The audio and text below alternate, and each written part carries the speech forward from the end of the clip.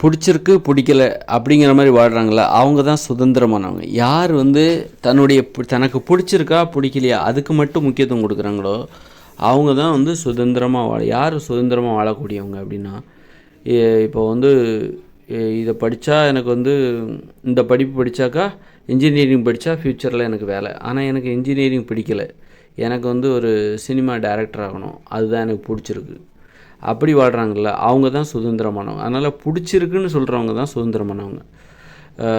எனக்கு டாக்டர் படிக்கிறதுக்கு தான் எங்கள் வீட்டில் சொல்லிகிட்ருக்காங்க, டாக்டர் தான் நான் படிக்கணும். எனக்கு என்ன ஆசைன்னா இந்த பழங்கால அந்த தொல்பொருள் ஆராய்ச்சியில் ஈடுபடணும், அதை இந்த பழைய காலத்தில் இந்த மக்கள் எப்படி வாழ்ந்தாங்க அப்படிங்கிறத நான் ஆராய்ச்சி பண்ணணும், அதுதான் எனக்கு பிடிக்கும். அதனால் எங்கள் வீட்டில் எப்போ பார்த்தாலும் அதை படிக்கக்கூடாது, நீ டாக்டருக்கு தான் படிக்கணும்னு சொல்லிட்டு ரொம்பவும் எப்போ பார்த்தாலும் சண்டை தான் எங்கள் வீட்டில் வருது. இப்படி சொல்கிறாங்களே இது ஆனால் நான் எப்படினாலும் கண்டிப்பாக வேற ஒரு படிப்பு எனக்கு கண்டிப்பாக நான் எப்படினாலும் இந்த தொல்பொருள் ஆராய்ச்சி துறையில் தான் நான் படிப்பேன் அப்படின்னு சொல்கிறாங்க பாருங்கள். அவங்க தான் சுதந்திரமானவங்க. இந்த மாதிரி தன்னுடைய பிடிச்சிருக்குங்கிற விஷயத்தில் உறுதியாக நிற்கிறாங்க பாருங்கள். அந்த உறுதி தான் மற்றவங்களுக்காக விட்டு கொடுக்க மாட்டேங்கிறாங்க. பெற்றோர்களாக இருந்தாலும் தனக்கு பிடித்தமானவற்றை விட்டு கொடுக்காமல் போகிறாங்கல்ல அவங்க தான் சுதந்திரமானவங்க. அவங்க தான் அழகானவங்க. சுதந்திரமாக முடிவெடுப்பவர்கள், அதாவது சுதந்திரமாக தனது விருப்பத்திற்காக நிற்கிறாங்க பாருங்கள், அவங்க தான் அழகானவங்க, அவங்க தான் சுதந்திரம். மற்றவங்க எல்லாருமே அடிமைகள் தான். தனது விருப்பத்தை மற்றவர்களுக்காக விட்டு கொடுக்குறாங்க பாருங்கள், தியாகம் பண்ணுறாங்க பாருங்கள், அவங்க தான் அடிமைகள்.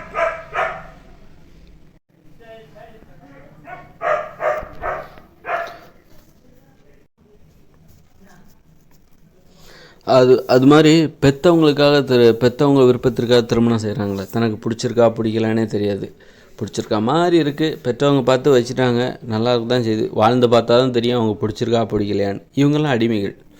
சப்போஸ் அவங்க வாழ்ந்து பார்த்து அவங்களுக்கு பிடிச்சவங்களாக கூட இருக்கலாம், பெற்றோர்கள் பார்த்து திருமணம் செஞ்சது.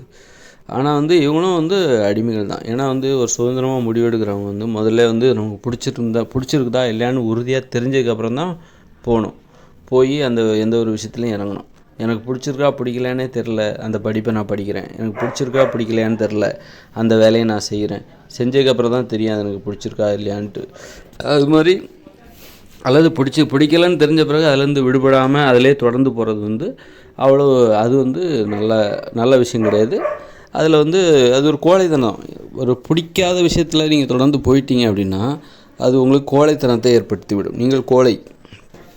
பிடித்த விஷயத்தில் உறுதியாக நிற்கிறதுக்கு பேர் தான் வீரம், தைரியம் அப்படிங்கிறது. எனக்கு பிடித்த விஷயம், எனக்கு பிடிக்கலை இந்த படிப்பை நான் படிக்க மாட்டேன், எனக்கு பிடிக்கலை இந்த வேலையை நான் செய்ய மாட்டேன், எனக்கு அந்த வேலை தான் பிடிச்சிருக்கு, எனக்கு அந்த பையனை தான் பிடிச்சிருக்கு, அல்லது இந்த பையனை எனக்கு பிடிக்கலை, நீங்கள் பார்த்து வச்ச பையன் எனக்கு பிடிக்கலை, அதனால் அவனை நான் திருமணம் செய்ய மாட்டேன், நீங்கள் பார்த்து வச்ச பையனை இப்போ நான் கல்யாணம் பண்ணிட்டேன், ஆனால் அவனை எனக்கு சுத்தமாக பிடிக்கலை, அவனோட என்னால் தொடர்ந்து வாழ முடியாது அப்படின்னு சொல்கிறா பாருங்கள், அவள் தான் தைரியமானவ, அவள் தான் சுதந்திரமானவ, அவள் தான் அழகானவ.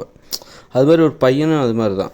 நீங்கள் சொன்னீங்கன்னு அப்படியே ஒருத்தி கல்யாணம் பண்ணிட்டேன், அல்லது நீங்கள் பார்த்து வச்ச பொண்ணு எனக்கு பிடிக்கல அதனால் நான் கல்யாணம் பண்ண, இப்படி எல்லா விஷயத்துலேயும் பிடிச்சிருக்கு பிடிக்கலை அப்படிங்கிற விஷயத்துக்கு முக்கியத்துவம் கொடுத்து பிடிக்காத விஷயங்களோட உடன்படாமல் நிற்கிறாங்க பாருங்கள், அவங்க தான் தைரியமானவங்க.